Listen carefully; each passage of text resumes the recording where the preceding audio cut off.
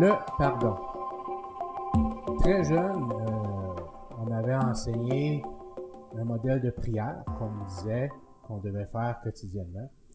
C'est une prière, c'est un modèle plutôt qui nous avait été laissé par Jésus. On en a déjà parlé dans une autre vidéo antérieurement. Soit dans Luc, soit dans Matthieu, on voit la façon dont Jésus a démontré, nous a donné, laissé un modèle, comment s'exprimer à Dieu quand on vient en prière devant lui. On va regarder ensemble aujourd'hui dans l'Évangile de Matthieu, au chapitre 6 de l'Évangile de Matthieu, où Jésus nous parle justement d'une façon de prier le Père, mais aussi le pardon qu'on doit nous-mêmes offrir aux gens, tout comme Dieu nous l'a offert à nous.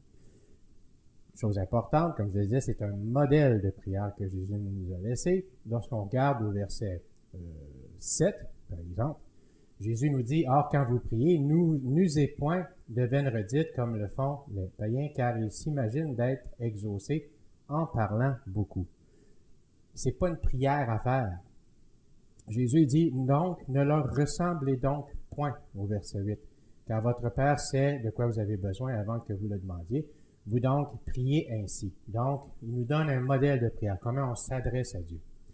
Lorsqu'on arrive un peu plus loin au verset 12, lisons les versets 12 à 15, parce que c'est le sujet de la vidéo d'aujourd'hui. « Et nous quitte nos dettes, comme nous quittons aussi les dettes de nos débiteurs, et ne nous induis point en tentation, mais délivre-nous du mal. Car à toi est le règne, la puissance et la gloire à jamais. Amen. Car si vous pardonnez aux hommes leurs offenses, votre Père céleste vous pardonnera aussi les vôtres. Mais si vous ne pardonnez point aux hommes leurs offenses, votre Père ne vous pardonnera point non plus vos offenses. » Donc, Jésus est clair à ce niveau-là. On demande à Dieu de nous pardonner nos fautes, de nous pardonner nos iniquités, nos dettes, les dettes qu'on a envers Dieu, de nos péchés qu'on a accomplis. On demande à Dieu de nous les pardonner, comme la prière, le modèle que Jésus y donne ici, dans notre prière, on peut, oui, demander pardon à Dieu pour nos fautes, mais on doit aussi pardonner aux autres les offenses qui pourraient nous avoir été faites dans notre quotidien par les frères et sœurs. On va le voir un peu plus loin aussi. De quelle façon Jésus nous demande de nous pardonner mutuellement les uns les autres. Allons le voir maintenant. Allons voir maintenant dans le même évangile de Matthieu, au chapitre 18 cette fois. Regardons au chapitre 18, lorsque je disais pardon entre les frères. Regardons de quelle façon Jésus s'adresse ici aux apôtres, aux disciples qui sont là. Regardons les versets 15. À partir du verset 15, on peut voir dans le chapitre 18, il nous dit que si ton frère a péché contre toi, va, reprends-le devant lui seul, et si t'écoutes, tu as gagné ton frère. Il demande d'écouter s'il a péché contre toi. S'il ne veut pas l'écouter, il nous demande d'aller devant l'Assemblée, devant l'Église, pour être en mesure de le reprendre sur ses péchés, parce qu'il ne veut pas reculer, il ne veut pas confesser son péché. Mais lorsque Jésus finit son enseignement à ce niveau-là, Pierre s'approche de lui au verset 21 du même chapitre 18. Il lui dit, « Seigneur, jusqu'à combien de fois mon frère péchera-t-il contre moi, et je lui pardonnerai, serait-ce jusqu'à 7 fois? » Jésus répondit, « Je ne te dis pas jusqu'à 7 fois, mais jusqu'à 7 fois 70 fois. » Donc 7 fois 70 fois, tu vas pardonner ton frère jusque-là. Jésus continue son explication. Il n'arrête pas ça là, il continue son explication en donnant le modèle d'un serviteur qui devait une dette à son maître. Donc, au verset 23, Jésus nous dit, « C'est pourquoi le royaume des cieux est semblable à un roi qui voulut compter avec ce serviteur. » Donc, il voulait rendre des comptes avec ce serviteur. Quand il eut commencé à compter, on lui présenta un qui lui devait 10 000 talents. Et parce qu'il n'avait pas de quoi payer, son seigneur commanda qu'il fût vendu, lui et sa femme et ses enfants, et tout ce qu'il avait, et que la dette fût payée. Donc, il a demandé à son serviteur de payer lui-même ce qu'il devait en vendant, et lui, en étant vendu, lui, sa femme et ses enfants, pour être en mesure d'acquitter la dette. Mais le serviteur, verset 26, se jeta à ses pieds, le suppliait, disant, « Seigneur, aie patience et je te rendrai tout. » Alors le seigneur de ce serviteur, touché de compassion, le relâcha et lui quitta la dette. Il a intercédé auprès de son roi pour qu'il lui quitte sa dette. On le voyait tout à l'heure dans le modèle que Jésus nous laissait, dans l'Évangile au chapitre 6. Quitte-nous les dettes comme nous-mêmes on le quitte à ceux qui nous doivent. Alors ici, il demande d'être quitté de ses dettes. Pardonne-moi remets ma dette, acquitte-moi de ce que je te dois. Je ne peux pas te payer, aie compassion envers moi. Alors c'est ce qu'il a fait, il a eu compassion envers cet homme-là. Jésus continue son explication. Il nous dit au verset 28 et les suivants, « Mais ce serviteur étant sorti, rencontra un de ses compagnons de service qui lui devait 100 deniers. Et l'ayant pris, il l'étrangla en lui disant, « Paie-moi ce que tu me dois. » Mais son compagnon de service, se jetant à ses pieds, le priait en disant, « Aie patience, et je te rendrai le tout. » Mais il n'en voulut rien faire, et il s'en alla et le mit en prison jusqu'à ce qu'il eût payé sa dette. Il ne pardonne pas de la même façon que lui-même a obtenu le pardon. Il n'est pas en mesure de rendre la dette à son compagnon de service comme le roi venait de lui rendre à lui-même, lui acquitter sa dette. C'est particulier. Alors, il y a des gens qui ont vu ce qui s'était passé. Au verset 31, on nous dit « Or, ses autres compagnons de service, voyant ce qui était arrivé, en furent extrêmement touchés, et ils s'en vinrent et déclarèrent à leur Seigneur tout ce qui s'était passé. » Alors, ils ont raconté au roi ce qui s'était passé. Le roi, ce qu'il nous dit au verset 33, il dit « Est-ce qu'il ne te fallait pas aussi avoir pitié de ton compagnon de service, comme j'ai eu pitié de toi? » Et son Seigneur étant en colère, le livra au sergent jusqu'à ce qu'il lui eût payé tout ce qui lui était dû. C'est ainsi, Jésus conclut en disant, c'est ainsi au verset 35, c'est ainsi que vous fera mon Père céleste, si vous ne pardonnez de tout votre cœur, chacun son frère ses fautes. Le pardon nous amène aussi à oublier ce qui a été fait. Souvent, les gens vont dire, « Ah, j'y ai pardonné, mais j'oublierai jamais. » On entend ça souvent, cette expression-là. Pourtant, c'est pas de cette façon-là que Dieu veut pardonner. Dieu pardonne, oublie les fautes, oublie les forfaits, oublie nos péchés. Dans Romains, on peut le voir dans Romains au chapitre 4. Regardons ensemble le chapitre 4 de Romains.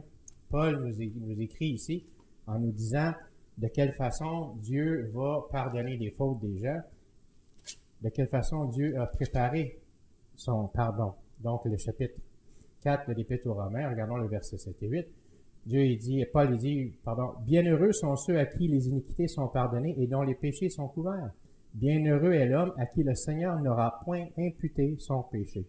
Donc, bienheureux la personne qui aura obtenu le pardon de la part de Dieu de ses péchés, celui dont les péchés ne seront point imputés. Paul nous parle de la même façon aussi dans son épître aux Hébreux. Il nous dit aussi dans l'Épître aux Hébreux de quelle façon Dieu va pardonner les péchés des gens. Dans Hébreux au chapitre 8, regardons dans le chapitre 8.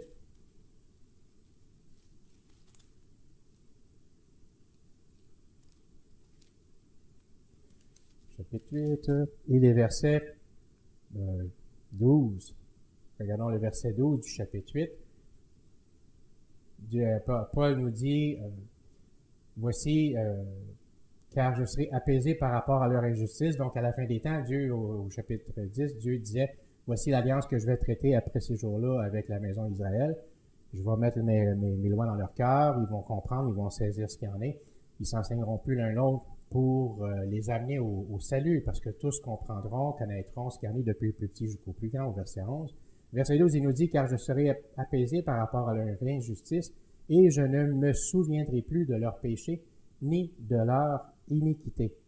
Donc, il va pardonner, il ne se souviendra plus. Dans le chapitre 10 du même épître de Paul aux Hébreux, le verset 17, Paul nous dit encore la même chose, « Je ne me souviendrai plus de leurs péchés, ni de leur iniquité. » Tout ça, Paul répète ce que Dieu avait promis par l'entremise de son prophète Jérémie. Et Paul nous rappelle ces paroles-là. Jérémie 31, chapitre 31, le verset 34, nous dit exactement la même chose, à l'effet que l'alliance que Dieu voudrait donner à la fin avec son peuple, c'est qu'il ne se souviendra plus de ses péchés. David l'avait très bien compris. David, dans son psaume 32, nous parle justement du pardon que Dieu offre à l'homme et de quelle façon l'homme peut se réjouir du fait que ses péchés sont pardonnés. Chapitre 32, psaume 32, le verset 1er et 2e, nous dit « Oh, que bienheureux est celui de qui la transgression est pardonnée et dont le péché est couvert. Oh, que bienheureux est l'homme à qui l'Éternel n'impute point son péché, son iniquité, et dans l'esprit duquel il n'y a point de fraude. » C'est la façon dont Dieu pardonne aux hommes. Quand Jésus, dans l'évangile de Matthieu, tout à l'heure, quand on regardait, quand Jésus disait, quand vous vous adressez à Dieu, demandez pardon pour vos péchés, demandez à Dieu qu'il vous pardonne de la même façon dont vous-même vous pardonnez à ceux qui vous ont offensé. Ici, pas Paul, mais David nous dit, bienheureux celui à qui le péché est pardonné, est couvert, et pour lequel Dieu ne lui rappellera pas, ne lui imputera pas, il ne reviendra pas avec le péché. Paul l'écrivait aussi, que Dieu va pardonner parfaitement. Dans l'évangile de Matthieu, comme je le dis, on le disait tantôt, à l'inverse, quelqu'un qui ne veut pas pardonner, son frère ou sa sœur, qu'est-ce que ça apporte? Ça apporte la condamnation. La personne va être portée à condamner. Son frère ou sa sœur va le juger pour ce que ces gens-là auront fait. Ça va créer du mépris pour cette personne-là. Il va y avoir la haine que cette personne-là va éprouver aussi parce qu'elle n'est pas capable de pardonner. Donc, le pardon apporte beaucoup parce que, comme Paul le parle aussi dans son épître aux Corinthiens, quand il parle des dons, des différents dons spirituels, puis il dit, je vais vous montrer un chemin qui est encore plus grand que celui-là, c'est la charité, c'est l'amour. L'amour pardonne tous les péchés. L'amour pardonne tous les forfaits. Jésus, dans l'évangile de Jean, regardons ensemble au chapitre 13 de l'évangile de Jean, Jésus nous apporte aussi une parole importante. Parce que plusieurs se disent disciples de Jésus, disciples de Christ, mais en eux, le pardon n'est pas là. Ils ne sont pas capables de pardonner. Comme on l'a vu tantôt dans le chapitre 18 de Matthieu, Jésus il disait à Pierre, regarde, quand bien même il pécherait contre toi jusqu'à 7 fois, 70 fois, tu vas lui pardonner son péché. Donc Jésus, il disait, voici dans l'évangile de Jean, au chapitre 13, regardons les versets 34 et 35, Jésus parlait aux apôtres et il disait, je vous donne un nouveau commandement. Il dit que vous vous aimiez l'un l'autre et comme je vous ai aimé, vous vous aimiez aussi l'un l'autre et tous reconnaîtront que vous êtes mes disciples si vous avez de l'amour l'un pour l'autre. Donc, l'amour nécessite le pardon et non pas la haine, parce que la haine, on le voit, la haine, c'est le contraire de l'amour. Alors, qu'est-ce que Jésus nous dit? Pardonnez aux autres. Comme vous-même, vous avez été pardonnés de Dieu, pardonnez aussi vous-même aux autres. Paul nous parle de ce moyen que Dieu nous a offert pour nous obtenir le pardon de nos péchés. Dans Romains, retournons dans Romains, au chapitre 8, cette fois.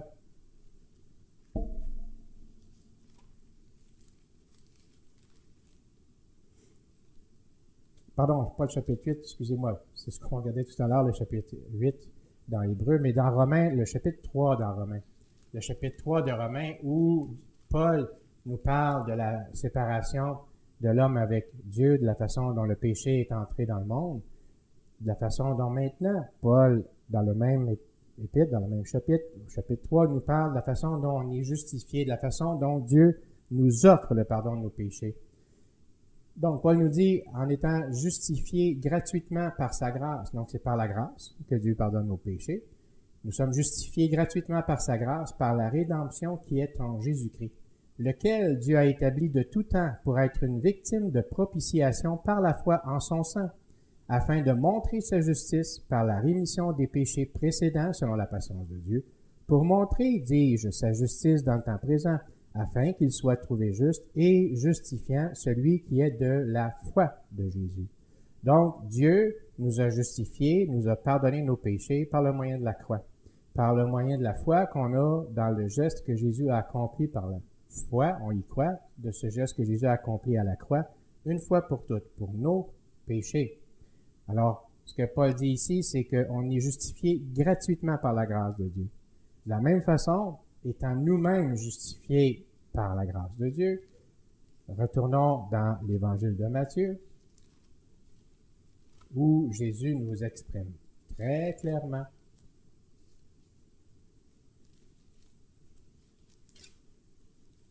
au chapitre de Matthieu, chapitre 18,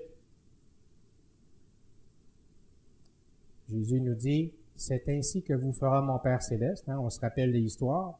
Le roi décide de faire grâce à son serviteur.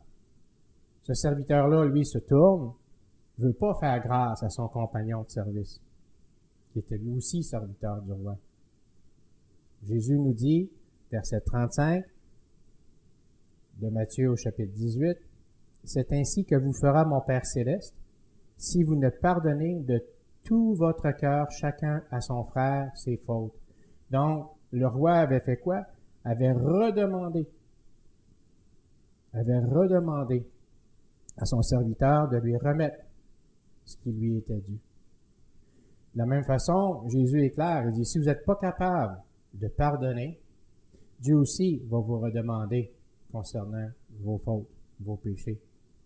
Alors, de quelle façon voulez-vous être pardonné? De quelle façon tu veux, toi, t'approcher de Dieu, être justifié par le moyen de la foi, comme Paul le dit dans l'Épître aux Romains, par la foi qu'on a en Jésus, en ce qui a été accompli à la croix? Est-ce que tu veux avoir le même pardon? Est-ce que tu vas offrir le même pardon aussi à ton frère ou à ta sœur? Tes frères, tes sœurs, est-ce que tu vas le faire? Aux frères et à sœurs dans la foi, hein? Parce que quand Jésus dit « tu vas pardonner ton frère », il parlait des disciples entre eux. Alors, est-ce qu'on va pardonner nos frères, nos sœurs, des fautes qu'ils ont commis? Parce que Paul dit on n'aura pas à juger à l'intérieur, on n'a pas à juger à l'intérieur de l'Église, hein? On n'a pas à juger, je veux dire, à l'extérieur de l'Église, on n'a pas à juger les fautes des gens parce qu'ils sont tous sous la condamnation. On était là, avant de venir à salut, nous étions tous sous la condamnation, gardés pour le jugement, hein? Si on ne se repentait pas, si on ne venait pas à repentance, c'était la condamnation qui nous attendait, c'était le jugement. Ce que Paul dit, c'est qu'on a été graciés, hein, dans Romains, par la grâce, par le moyen de la grâce, par la foi en Jésus-Christ, on est pardonné de nos fautes, de nos péchés. Donc, Paul veut nous inciter à s'approcher de Dieu de cette façon, de s'approcher de Dieu pour obtenir le pardon de nos péchés, pour être justifié. Alors, par le sang de ce que Jésus a accompli à la croix. Jésus dit, dans l'Épître de Jean, au verset 34 et 35, que on va démontrer qu'on est un disciple de Jésus-Christ. On est vraiment un disciple si on a de l'amour les uns pour les autres. L'amour, c'est le pardon qui nous démontre que nous avons de l'amour les uns pour les autres. Parce que Jésus disait à Pierre, tu vas pardonner ton frère jusqu'à 70 fois, 7 fois, même pour la même faute dans la même journée. Alors, ce que Jésus nous demande, c'est d'y aller par la grâce, hein, parce que par notre propre moyen, on ne pourra jamais y arriver. C'est impossible de pouvoir pardonner parce que la chair ne veut pas souffrir, ça c'est clair. Donc, ce que Jésus nous dit, pardonnez à votre frère. Donc, on demande à Dieu, hein, de pouvoir nous aider à pardonner les affronts qui nous sont commis à l'intérieur. Parce que comme je l'exprimais tantôt dans des épîtres de Paul, Paul nous dit, on n'a pas à juger les gens du dehors, sont déjà jugés, sont déjà sous la condamnation, mais vous avez à regarder ce qui se passe à l'intérieur. Alors oui, on voit ce qui se passe à l'intérieur, on reprend notre frère, notre sœur, cette personne-là va aller à se repentir de ses fautes, de ses péchés, on lui pardonne. On pardonne ses fautes, on pardonne ses péchés. Ce que Jésus dit, pardonnez aux autres de la même façon. De la même façon que moi je vous ai pardonné, que Jésus dit que Dieu vous pardonne, de la même façon que Dieu vous pardonne, pardonnez aussi à vos frères et à vos sœurs. Je vous encourage à vous approcher de Dieu, puis de demander, de mettre en vous, en votre cœur, le pardon pour vos frères, pour les frères et sœurs, pour l'Église. C'est important. C'est important à ceci, Jésus disait, les gens, le monde vont reconnaître que vous êtes mes disciples si vous avez de l'amour les uns pour les autres. Alors, vivez dans le pardon de Dieu, vivez dans cet amour envers les frères, démontrez-le par la chose la plus importante, hein, par le pardon. Alors, évitez ce que le pardon, ce que pourrait vous amener comme piège si vous ne vouliez pas pardonner. Il va y avoir de l'amertume dans votre cœur, il va y avoir de la haine, du mépris, comme je l'expliquais tantôt. Ça va créer des divisions. Vous allez attrister aussi de cet esprit. Vous allez attrister Dieu en agissant dans ça.